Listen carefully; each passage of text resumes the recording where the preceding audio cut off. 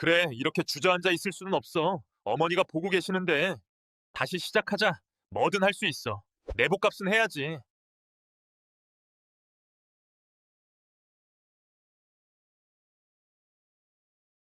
1998년 12월 대한민국은 유난히도 혹독한 겨울을 나고 있었습니다. 소위 IMF라 불리던 그 시절 평생 직장이라 믿었던 회사들이 줄줄이 문을 닫고 성실히 일해온 가장들이 거리로 내몰리던 때였습니다. 주인공 김철수 씨도 예외는 아니었습니다. 다니던 중소기업의 부도로 하루아침에 실업자가 되었지만 그는 가족들에게 차마 그 사실을 알릴 수 없었습니다. 여보, 나 다녀올게. 오늘은 회의가 있어서 좀 늦을지도 몰라. 오늘 날씨가 영하 10도래요. 목도리 좀 단단히 하고 가요. 당신 요즘 들어 부쩍 야위어서 걱정이에요. 괜찮아. 사무실 히터 틀면 더울 지경인데 뭘. 어머니 깨시지 않게 조용히 나갈게. 철수 씨는 아내 영희 씨의 걱정 어린 눈빛을 애써 피하며 신발끈을 메었습니다. 안방에는 노안으로 몸이 편찮으신 홀어머니가 계셨기에 아들에게 닥친 실직의 시련을 도무지 입 밖으로 꺼낼 수가 없었습니다. 그는 매일 아침 갈 곳 없는 출근길을 위해 가장 깨끗한 와이셔츠를 다려 입고 집을 나섰습니다. 현관문을 나선 철수 씨의 발걸음은 천근만근 무거웠습니다. 엘리베이터 거울 속에 비친 자신의 모습은 번듯한 양복 차림의 회사원이었지만 그 속은 텅 빈 껍데기나 다름없었습니다. 그는 지하철역으로 향하는 척하다가 익숙한 듯 인적이 드문 시립공원 쪽으로 방향을 틀었습니다. 하, 입김이 서리는 걸 보니 정말 춥긴 춥구나. 작년 이맘때는 회사 송년회 준비한다고 눈코 뜰 새 없이 바빴는데. 공원 벤치에는 이미 철수 씨와 비슷한 처지의 중년 남성들이 드문드문 앉아 있었습니다. 서로 눈인사조차 나누지 않은 채 며칠 지난 신문을 뒤적거리거나 멍하니 먼 산을 바라보는 그들의 어깨 위로 마른 낙엽만이 스산하게 뒹굴었습니다. 철수 씨는 차가운 벤치에 신문지를 두껍게 깔고 조심스레 앉았습니다. 행여나 양복 바지가 구겨질까 염려하는 그 모습이 더욱 처량하게 느껴졌습니다. 점심은 또 편의점 컵라면으로 때워야겠구나. 아내가 새벽부터 일어나 싸준 이 따뜻한 도시락은 목이 메어서 도저히 넘어가지가 않아.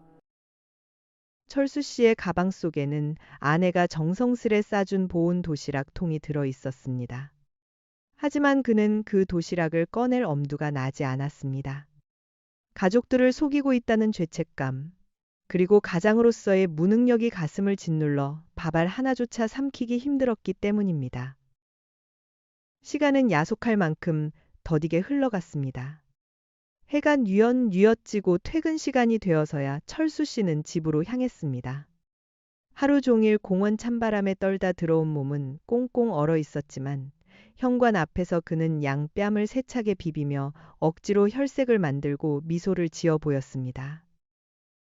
다녀왔습니다. 우냐, 우리 아들 왔느냐. 오늘도 고생 많았다. 어디 보자. 손이 왜 이렇게 얼음장이야? 사무실이 춥더냐? 아니에요, 어머니. 오다가 잠깐 밖에서 누구 좀 기다리느라 그래서 그래요. 어머니는 식사하셨어요? 내 걱정은 말고 어서 씻고 밥 먹자. 영희가 네 좋아하는 공국 끓여놨다. 많이 먹고 힘내야지. 철수 씨의 어머니는 칠순이 넘은 나이에도 오직 아들 걱정뿐이었습니다. 거칠어진 손으로 아들의 차가운 손을 감싸주며 안쓰러운 눈빛을 보내는 어머니. 철수 씨는 어머니의 그 따뜻하고 거친 손길이 너무나 죄송스럽고 고통스러워 황급히 옷을 갈아입겠다며 방으로 들어갔습니다. 그날 밤 철수 씨는 잠을 이루지 못하고 뒤척였습니다. 창밖으로 들리는 매서운 겨울 바람 소리가 마치 자신의 처량을 비웃는 것만 같았습니다. 그는 문득 20년 전 사회 초년생 시절 첫 월급을 탔던 그날을 떠올렸습니다. 그때는 참 좋았는데 첫 월급 봉투를 들고 시장에 가서 어머니 빨간 내복을 사드렸었지. 그때 어머니가 얼마나 좋아하셨던가. 누런 월급 봉투를 어머니 무릎에 올려놓고 빨간 내복 상자를 건넸을 때 어머니의 표정을 철수 씨는 평생 잊을 수가 없었습니다. 남편을 일찍 여의고 시장 좌판에서 생선을 팔며 자식 뒷바라지 하느라 기워 입은 속옷만 입으시던 어머니였습니다. 붉은 내복을 가슴에 품고 눈물을 훔치시던 그 모습에 철수 씨는 평생 어머니 눈에 눈물 나게 하지 않겠노라고 맹세했었습니다. 하지만 지금 그의 현실은 초라하기 그지없는 실직자 가장이었습니다. 다음 날 아침도 철수 씨는 무거운 몸을 이끌고 집을 나섰습니다. 현관을 나서려는데 신발장 앞에서 아내 영희 씨가 불쑥 묵직한 쇼핑백 하나를 건넸습니다. 여보, 이거 가져가세요. 이게 뭐야? 어머니가 당신 추위 많이 탄다고 출근해서 사무실에서 갈아입으라고 챙겨주셨어요.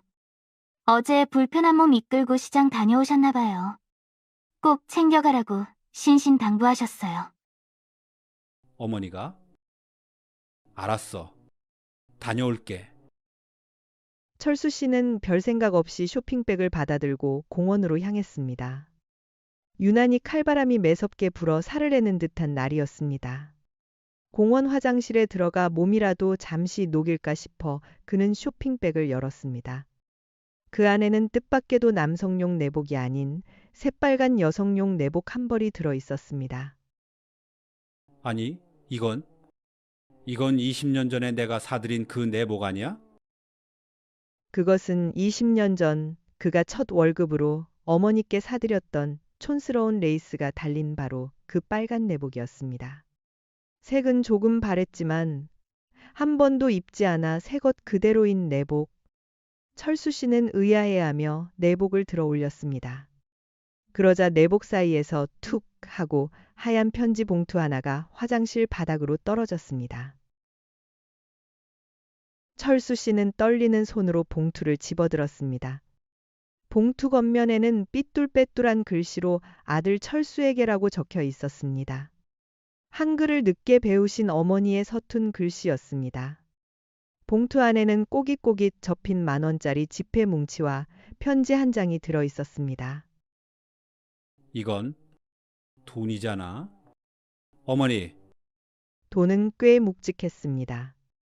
시장에서 콩나물 값 깎고 버스비 아껴 걸어 다니며 평생을 모아오신 어머니의 피와 땀 같은 쌈짓돈이 분명했습니다. 철수 씨는 쿵쾅거리는 심장을 부여잡고 편지를 펼쳤습니다. 어머니의 목소리가 귓가에 들리는 듯 했습니다.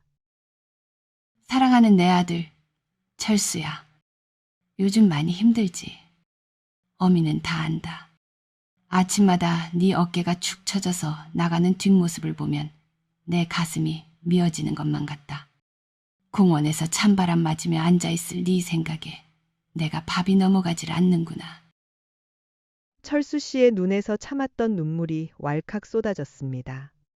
어머니는 이미 모든 것을 알고 계셨던 것입니다.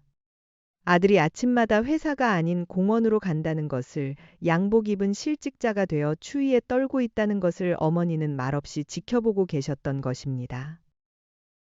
철수 씨는 흐르는 눈물을 닦을 생각도 못한 채 계속해서 편지를 읽어 내려갔습니다. 철수야, 기죽지 마라. 네가 20년 전 첫 월급 타서 사준 이 빨간 내복 너무 아까워서 내가 한 번도 못 입고 장롱 깊숙이 넣어뒀던 거다. 이거 입으면 우리 아들 첫 출근하던 그날처럼 다시 힘이 날 거야. 어머니, 흐흐. 그리고 이 돈 네가 장가 가고 나서 매달 용돈 준 거 어미가 한 푼도 안 쓰고 모은 거다. 이걸로 따뜻한 국밥이라도 사 먹고 어깨 펴고 다시 시작해라. 내 아들 김철수, 세상이 뭐라 해도 넌 나한테 최고로 자랑스러운 아들이다. 어머니, 제가 잘못했어요. 으흐흑. 어머니, 철수 씨는 차가운 화장실 바닥에 주저앉아 오열했습니다. 빨간 내복을 가슴에 끌어안고 어린아이처럼 소리내어 울었습니다. 내복에서는 어머니 특유의 파스 냄새와 쾌쾌한 장롱 냄새가 났지만 철수 씨에게는 그 어떤 향수보다 향기롭고 따뜻하게 느껴졌습니다. 그것은 세상에서 가장 따뜻한 어머니의 품 냄새였습니다. 한참을 울고 난 철수 씨는 자리를 털고 일어났습니다. 거울 속에 비친 그의 눈은 퉁퉁 부어 있었지만 눈빛만은 완전히 달라져 있었습니다. 더 이상 패배감에 젖은 실직자의 눈빛이 아니었습니다. 어머니의 사랑이 그를 다시 일으켜 세운 것입니다. 그래, 이렇게 주저앉아 있을 수는 없어. 어머니가 보고 계시는데. 다시 시작하자. 뭐든 할 수 있어. 내복값은 해야지. 철수 씨는 어머니가 주신 돈으로 시장에 나가 따뜻한 국밥 한 그릇을 사 먹었습니다. 뜨끈한 국물이 들어가 속이 든든해지자 세상이 조금은 덜 차갑게 느껴졌습니다. 그는 공원 쓰레기통 옆에 놓인 벼룩시장 구인 광고 신문을 주워들고 일자리를 찾기 시작했습니다. 체면 따위는 이제 중요하지 않았습니다. 가족을 위해서라면, 그리고 믿어주는 어머니를 위해서라면 못할 것이 없었습니다. 그날 저녁 철수 씨는 평소보다 일찍 집으로 돌아갔습니다. 현관문을 열자마자 그는 안방으로 달려가 어머니 앞에 무릎을 꿇었습니다. 어머니, 다녀왔습니다. 아이고, 우리 아들 왔냐? 왜? 무슨 일 있냐? 왜 이렇게 눈이 퉁퉁 부었어? 어머니, 죄송해요. 그리고 정말 고마워요. 저 다시 시작할게요. 어머니, 실망시키지 않게 바닥부터 다시 정말 열심히 살게요. 저 믿어주세요. 철수 씨는 어머니의 거친 손을 잡고 다시 한번 눈물을 흘렸습니다. 어머니는 아무 말 없이 빙그레 웃으시며 아들의 등만 토닥여 주셨습니다. 그래, 그래. 안다. 우리 아들 장하다. 배고프지? 밥 먹자. 산 사람은 어떻게든 살게 되어 있다. 여보, 어서 와요. 당신 좋아하는 김치찌개 돼지고기 듬뿍 넣고 끓였어요. 어서 손 씻고 와요. 모든 것을 눈치채고 있었던 아내 영희 씨도 눈시울이 붉어진 채 환한 미소를 지으며 밥상을 내왔습니다. 보글거리는 찌개 소리와 구수한 냄새가 집안 가득 퍼졌습니다. 비록 바깥 세상은 여전히 춥고 앞날은 막막한 IMF 시절이었지만 그날 저녁 철수 씨네 밥상머리는 세상 그 어디보다 따뜻하고 풍요로웠습니다. 그로부터 20여 년이 훌쩍 흘렀습니다. 철수 씨는 그때 그 위기를 딛고 일어서 지금은 건실한 중소기업을 운영하는 사장님이 되었습니다.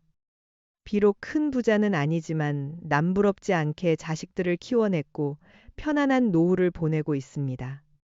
하지만 그는 지금도 찬바람 부는 겨울이 오면 서랍 깊숙한 곳에서 낡은 빨간 내복을 꺼내보곤 합니다. 어머니, 보고 싶습니다. 그때 어머니가 주신 그 내복과 쌈짓돈 덕분에 제가 다시 살았습니다. 정말 감사합니다. 이제는 하늘의 별이 되신 어머니. 하지만 철수 씨의 가슴 속에는 여전히 어머니가 주신 쌈짓돈의 온기와 빨간 내복의 사랑이 뜨겁게 남아 있습니다. 세상 모든 자식들에게 부모란 언제나 말없이 뒤에서 받쳐주는 든든한 버팀목이자 마지막까지 내 편이 되어주는 존재가 아닐까요? 가난하고 힘들었던 시절, 우리를 다시 일으켜 세웠던 것은 거창한 성공이나 재물이 아니라 투박하지만 진심 어린 가족의 사랑이었습니다. 지금 혹시 삶의 무게에 지쳐 주저앉고 싶은 분이 계신가요? 그렇다면 한번 떠올려 보세요. 당신을 세상 누구보다 귀하게 여기는 누군가의 따뜻한 눈빛을 말입니다. 이 이야기는 1998년 부산에 거주하시던 김철수님의 실제 사연을 바탕으로 재구성된 감동 실화입니다. 힘든 시기, 가족의 사랑으로 다시 일어선 이 땅의 모든 아버지들을 응원합니다. 감사합니다.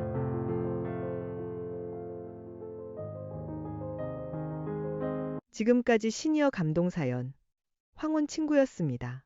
지금 바로 구독과 좋아요, 알림 설정까지. 다음 영상도 놓치지 마세요. 감사합니다.